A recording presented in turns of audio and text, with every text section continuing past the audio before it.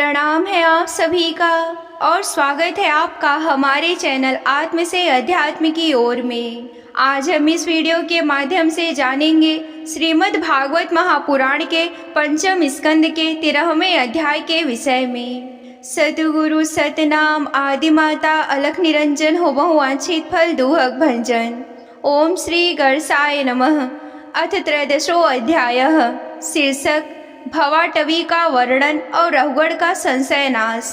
तो आइए अब कथा का आरंभ करते हैं। जड़ भरत ने कहा कि राजन, यह जीव समूह सुख रूप धन में आसक्त देश देशांतर में घूम फिरकर व्यापार करने वाले व्यापारियों के दल के समान है। इसे माया ने दुस्तर प्रवृत्ति मार्ग में लगा दिया है। इसीलिए इसकी दृष्टि सात्विक राजस तामस भेद से नाना प्रकार के कर्मों पर की जाती है। उन कर्मों में भटकता भटकता यह संसार रूप जंगल में पहुंच जाता है। वहां इसे तनिक भी शांति नहीं मिलती। महाराज, उस जंगल में 6 डाकू हैं। इस वाणिक समाज का नायक वह बड़ा दुष्ट है। उसके नेतृत्व में जब यह वहां पहुंचता है तब ये लुटेरे शोषण से इसका सब माल मत्ता लूट लेते हैं तथा भेड़िए जिस प्रकार भेड़ों के झुंड में घुसकर उन्हें खींच ले जाते हैं, उसी प्रकार इसके साथ रहने वाले गीदड़ भी इसे असावधान देखकर इसके धन को इधर उधर खींचने लगते हैं। वह जंगल बहुत सी लता घास झाड़ झंखाड़ के कारण बहुत ही दुर्गम हो रहा है। उसमें तीव्र डांस और मच्छर इसे चैन से रहने नहीं देते। वहाँ इसे कभी तो गंधर्व नगर दिखने लगता है तो कभी कभी चमचमाता हुआ अति चंचल अगिया बेताल आंखों के सामने आ जाता है। यह वणिक समुदाय इस वन में निवास स्थान जल और धन आदि में आसक्त होकर इधर उधर भटकता रहता है। कभी बवंडर से उठी हुई धूल के द्वारा जब सारी दिशाएं धूमा आच्छादित सी हो जाती है और इसकी आंखों में धूल भर जाता है तो इसे दिशाओं का ज्ञान भी नहीं रहता।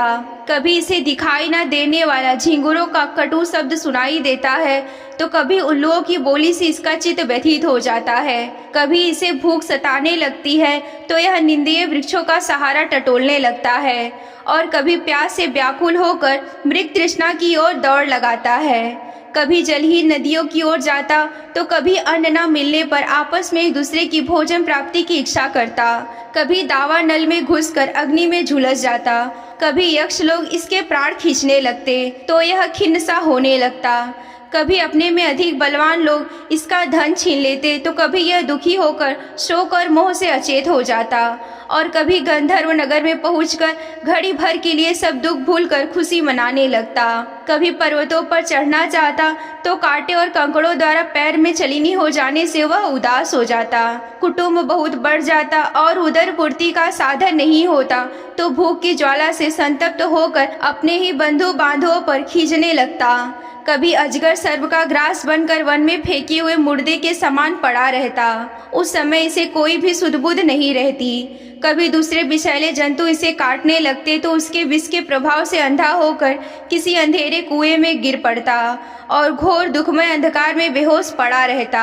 कभी मधु खोजने लगता तो मधुमक्खियां इसके नाक में दम कर देती और इसका सारा अभिमान नष्ट हो जाता। यदि किसी प्रकार अनेकों कठिनाइयों का सामना करके वह मिल भी गया तो शोषण से दूसरे लोग उसे छीन लेते। कभी शीत घाम आंधी और वर्षा से अपनी रक्षा करने में असमर्थ हो जाता है। कभी आपस में थोड़ा बहुत व्यापार करता तो धन के लोभ से दूसरों को धोखा देकर उनसे बैर ठान लेता।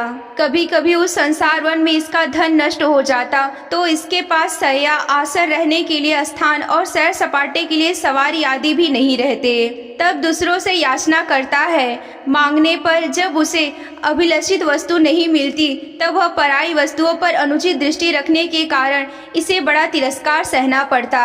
इस प्रकार व्यवहारिक संबंध के कारण एक दूसरे से द्वेष भाव बढ़ जाने पर भी वह वाणिक समूह आपस में विवाह आदि संबंध स्थापित करता और फिर जब इस मार्ग में तरह तरह के कष्ट और धन क्षय आदि संकटों को भोगते भोगते मृत कवत हो जाता तो साथियों में जो मरते जाते उन्हें जहाँ का तहाँ छोड़कर नवीन उत्पन्न हुओं के साथ लिए वो बनिजारों का समूह बराबर आगे की ओर बढ़ता रहता। बीरवर, उनमें से कोई भी प्राणी न तो आज तक वापस लौटा है और ना ही किसी ने इस संकटपूर्ण मार्ग को पार करके परमानंदमय योग की शरण ली है। जिन्होंने बड़े बड़े दिक्पालों को जीत लिया है, वे ही धीर पुरुष भी इस पृथ्वी में यह मेरी है ऐसा अभिमान करके आपस में बैर ठान कर संग्राम भूमि में जूझ जाते, तो भी उन्हें भगवान विष्णु का यह अविनाशी पद नहीं मिलता जो बैरहीन परमहंसों को प्राप्त होता है। इस भवाटवी में भटकने वाला यह बनियाजारों का दल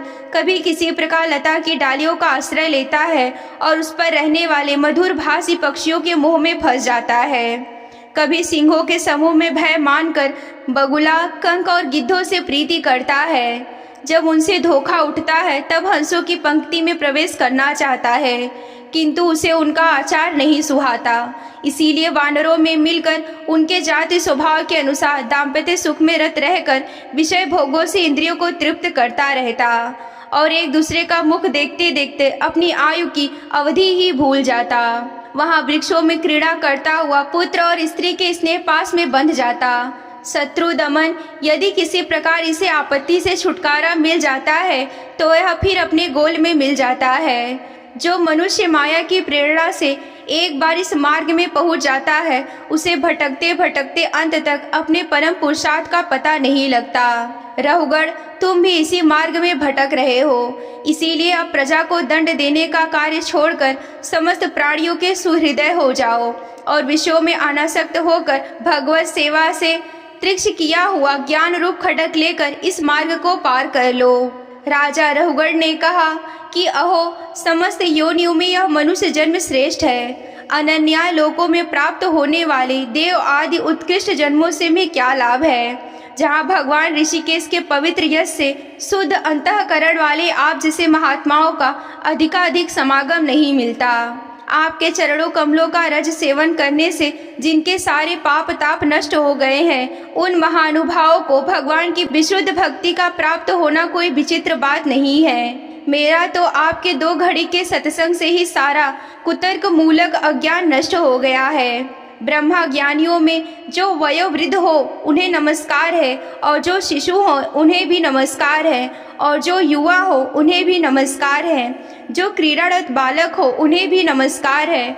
जो ब्रह्मा ज्ञानी ब्राह्मण अवधूत भेद से पृथ्वी पर विचरते हैं, उनसे हम जैसे ऐश्वर्य उन्मुक्त राजाओं का कल्याण हो। श्री सुखदेव जी कहते हैं कि उत्तरानंदन, इस प्रकार जब परम प्रभावशाली ब्रह्मर्षि पुत्र ने अपना अपमान करने वाले सिंधु नरेश रहुगण को भी अत्यंत करुणावश आत्म तत्व का उपदेश दिया, तब राजा रहुगण ने दीन भाव से उनके चरणों की प्रार्थना की। फिर वे परिपूर्ण समुद्र के समान शांत चित्र और उपरेंद्रियां होकर पृथ्वी पर विचरने लगे।